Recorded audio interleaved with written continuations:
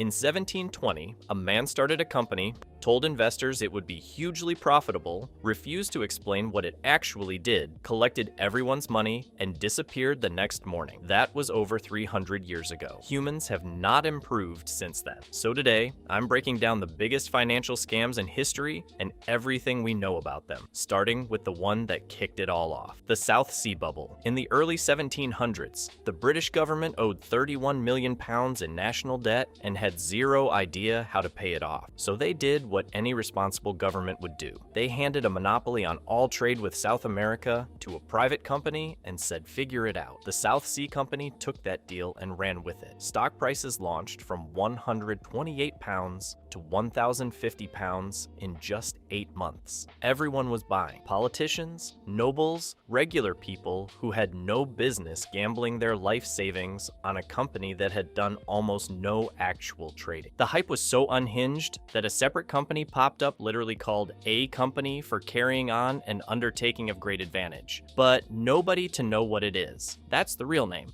That company raised £2,000 in a single day before the founder grabbed the cash and vanished forever. Then, the whole thing collapsed. Investors lost roughly £2 billion in today's money. Multiple government officials went down. The fallout destroyed public trust in joint stock companies for decades. 300 years later, people are still doing the exact same thing, which brings us to the man who literally put his name on it. The original Ponzi scheme. Charles Ponzi promised investors 50% returns in 45 days, or, if you were feeling patient, 100% in 90 days. His method? Postal reply coupons. Buy them cheap in one country, redeem them for more in another. Pocket the difference. Sounds almost reasonable if you don't think about it for more than 4 seconds. Here's the thing. Only $61,000 worth of postal reply coupons actually existed on the entire planet. Ponzi collected $15 million from around 40,000 investors in 8 months. The math doesn't just not work. The math is insulting, but early investors got paid. That was the genius. You put in $100, you got 150 back, right on schedule. So you told your friends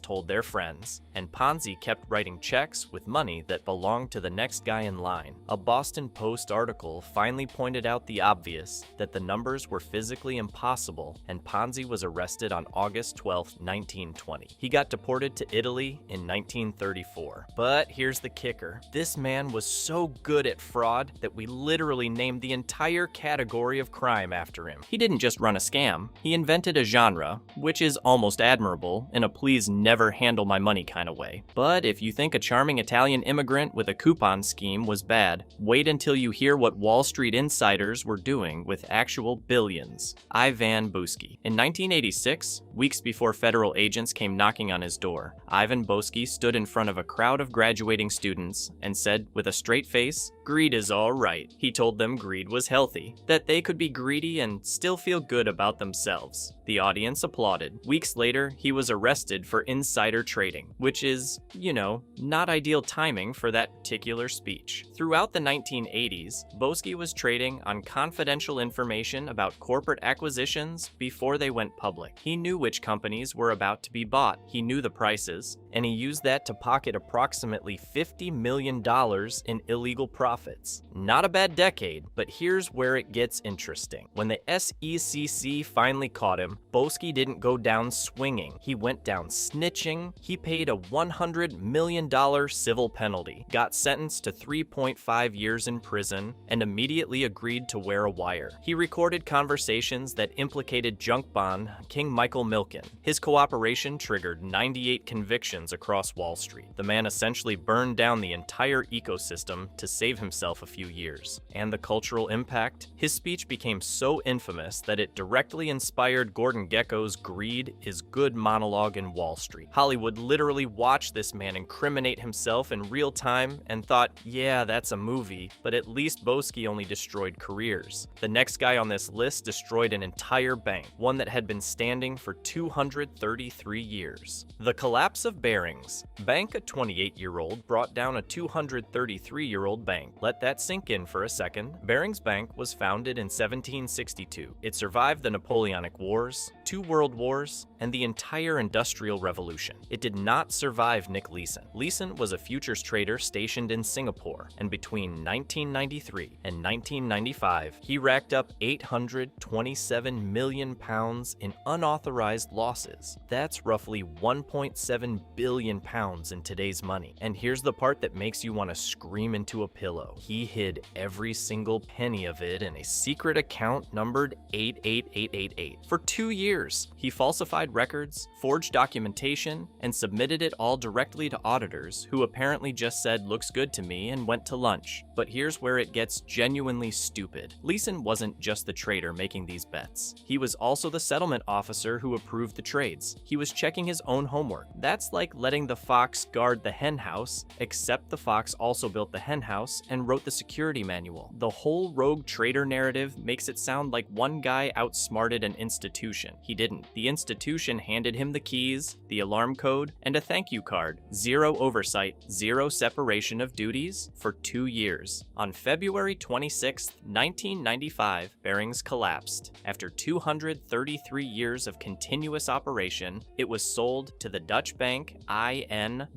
for exactly £1. £1. Leeson fled to Malaysia, got arrested in Frankfurt, and served 4 years in a Singapore prison. But if you think one guy accidentally destroying a bank is bad, wait until you hear what happens when an entire corporation decides to do it on purpose. The Enron scandal. Enron had a code of ethics, and I need you to really sit with that for a second. One side of the document outlined the company's ethical principles.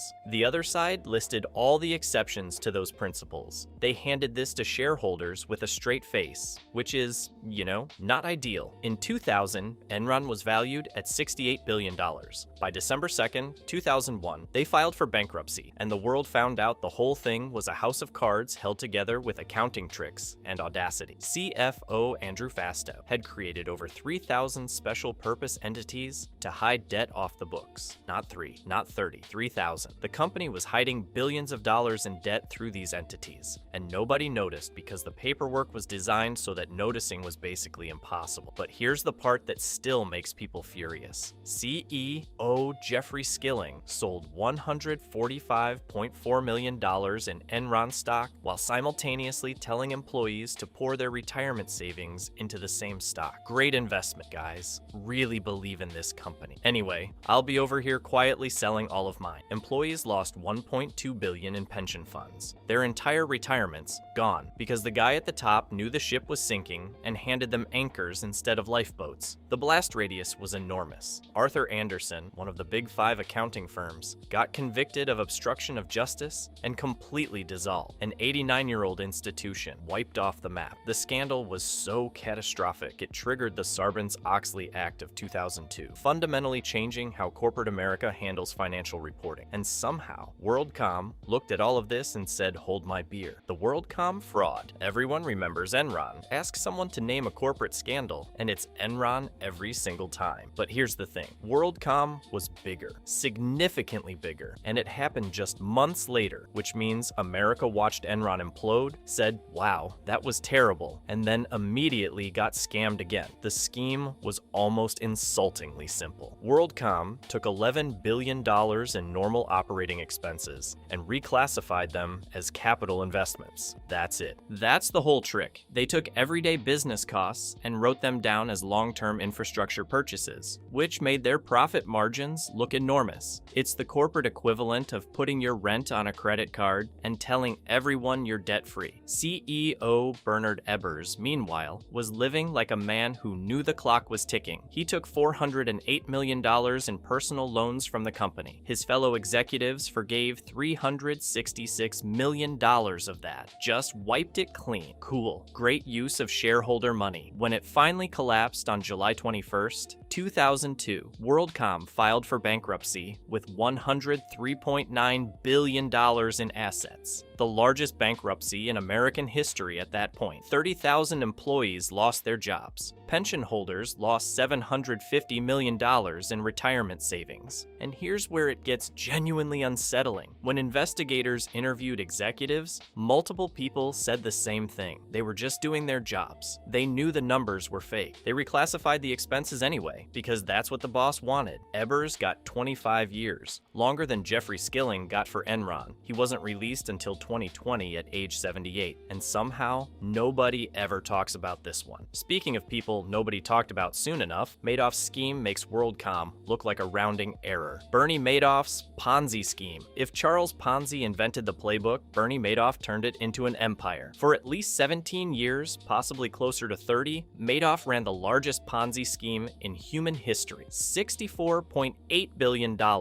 Not million, billion. And the wildest part isn't even the money. It's that someone literally tried to stop it and nobody cared. Here's how it worked. Madoff promised investors a steady 12% annual return. The S&P 500 averaged 9.9% over the same period. Now, 12% doesn't sound insane on its own, but Madoff delivered that number consistently. During the dot-com crash, during the 2003 recession, during the 2008 financial crisis. Every single year, like clockwork, which is, mathematically impossible. And somebody noticed. Harry Markopoulos, an independent investment analyst, figured out Madoff's returns were fake in 1999. He went to the SEC. He laid out exactly why the numbers couldn't be real. The SEC did nothing, so he went back and back and back again for 9 years. 9 years of a guy walking into the regulatory equivalent of a fire station, pointing at a building engulfed in flames, and being told, "We'll look into it." By the time Madoff confessed to his sons in December 2008, approximately 4,800 clients had been wiped out. Nobel Prize winners, charitable foundations, Holocaust survivors who lost their life savings to a fraud. Cool, add that to the list. Madoff was sentenced to 150 years in prison on June 29, 2009. A number so absurd it basically translates to "we would send you to jail on the moon if we could." Meanwhile, JP Morgan Chase private bankers had money with Madoff for years and never questioned the returns. Thousands of sophisticated investors just chose not to look, but if Madoff proved you could fool Wall Street with fake numbers on a spreadsheet, the next entry proved you could fool Silicon Valley with fake blood in a tube. The Theranos fraud. Elizabeth Holmes wanted to be Steve Jobs so badly that she literally lowered her voice, wore the same black turtleneck every day, and built a company worth $9 billion.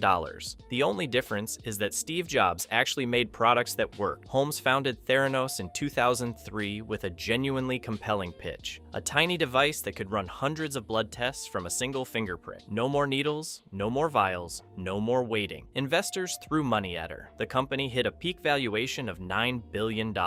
She was on magazine covers, shaking hands with world leaders, the youngest self-made female billionaire in history. Here's the thing, the technology never worked. Internal documents showed Theranos was using modified commercial blood testing machines, the same ones every other lab already had, and slapping their branding on them. Their own validation tests failed repeatedly, and Holmes knew. Internal emails confirmed she was fully aware the technology wasn't ready, while she stood in boardrooms telling Walgreens and Safeway it was production ready. Hey, this thing that doesn't work, it totally works. Want to put it in your stores? And they said yes. That's the part that kills me. A multi-billion-dollar corporation got duped by a 30-year-old in a turtleneck because she spoke confidently enough. Fake it till you make it, taken to its logical criminal conclusion. Holmes was convicted on 4 counts of fraud conspiracy in January 2022 and sentenced to over 11 years in prison. Investors lost approximately $700 million. Theranos dissolved in 2018, and the Edison device never worked, not once. But if a fake blood testing startup sounds like a lot of money to lose, wait until you hear about the time an entire country's wealth fund got looted for billions. The 1MDB scandal. In 2009, Malaysia created a sovereign wealth fund called 1MDB. The idea was simple: pool national money, invest in energy and infrastructure, grow the economy, noble stuff. Instead, approximately $4.5 billion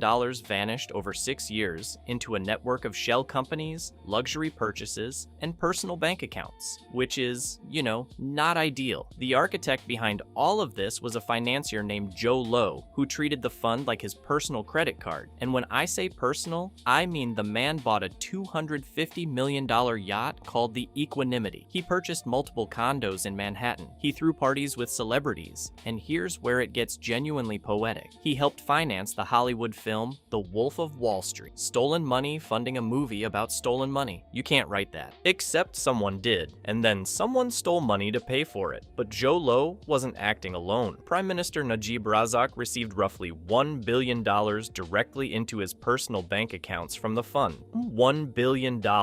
And when investigators came knocking, his defense was that it was a political donation from Saudi Arabia, just a casual billion-dollar gift between friends. Nothing suspicious about that at all. Najib was eventually convicted of abuse of power and money laundering, sentenced to 12 years. The U.S. Department of Justice seized approximately $1 billion in assets connected to the scheme. But Jho Low, he fled Malaysia in 2015 and remains a fugitive to this day. International arrest warrants, global manhunts, and the guy is still out there somewhere, presumably not on the yacht anymore since the feds took that too. But if a missing financier and a billion-dollar donation sound brazen, wait until you hear about a crypto exchange that made $8 billion in customer funds evaporate overnight, the FTX collapse. Sam Bankman-Fried was supposed to be the good guy of crypto, the responsible one, the guy who wore cargo shorts to Congress and talked about regulation like he actually wanted it. He had Tom Brady in his commercials, Shaquille O'Neal vouching for him. He renamed the Miami Heat Stadium FTX Arena. He donated roughly $40 million to political campaigns on both sides of the aisle. He was everywhere, shaking hands, doing interviews, looking like a disheveled college kid who accidentally became a billionaire. And then on November 8, 2022, it all evaporated. Turns out, SBA had quietly transferred around $10 billion